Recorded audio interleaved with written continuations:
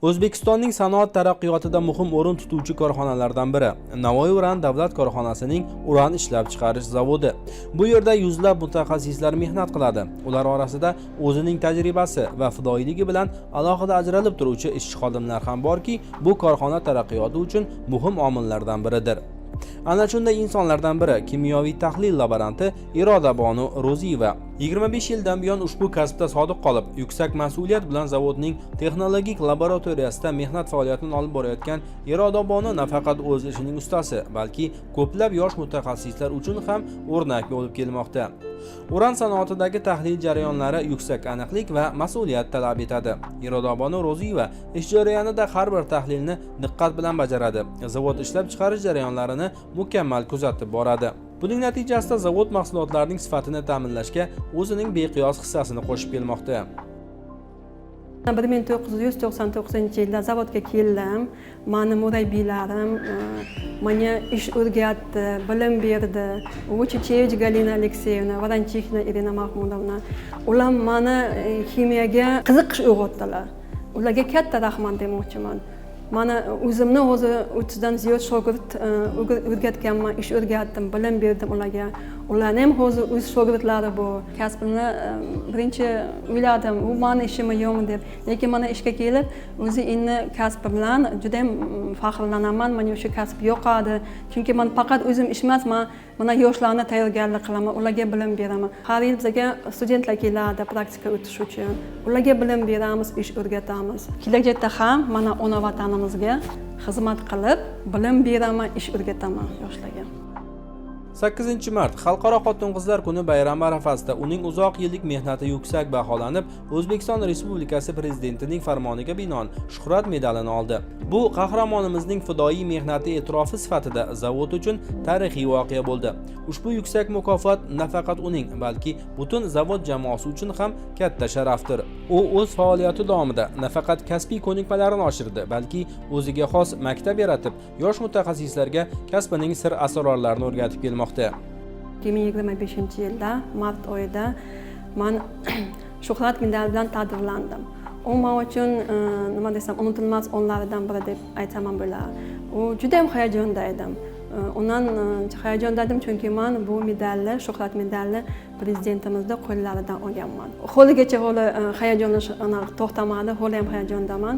Ko'rdim prezidentimizni, nima deyishdan hamma gaplarim ichimda qolib ketdi. Ko'p gap gapirmoqchi edim. Rahmat demoqchi edim prezidentimizga.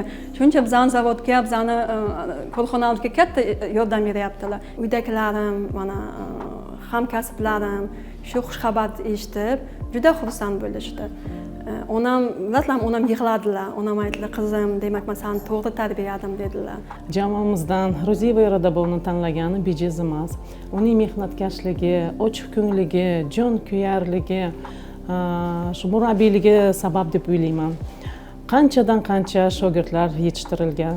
Bu shuhrat medali korxonamiz uchun juda ham katta mas'uliyat yuklaydi. Men o'zim shaxsan Ro'ziyeva Iroda Bonudan ko'p narsalarni o'rganganman. Yonma-yon 20 yildan beri o'zim ham ishlayman shu korxonada. Bugungi kunda Navoiy uran davlat korxonasi, qolaversa uran ishlab chiqarish zavodida juda katta islohotlar olib borilmoqda. Tabiiy uran ishlab chiqarish hajmlari ortib, texnologik jarayonlar takomillashtirilmoqda. Bu esa nafaqat korxonaning raqobatbardoshligini oshirishga, balki zavodda mehnat qilayotgan har bir ishchining moddiy manfaatdorligini kuchaytirishga ham xizmat qilmoqda. Mehnatkashlarning o'z kasbiga bo'lgan ishonchi va vatanga muhabbati yanada yuksalmoqda.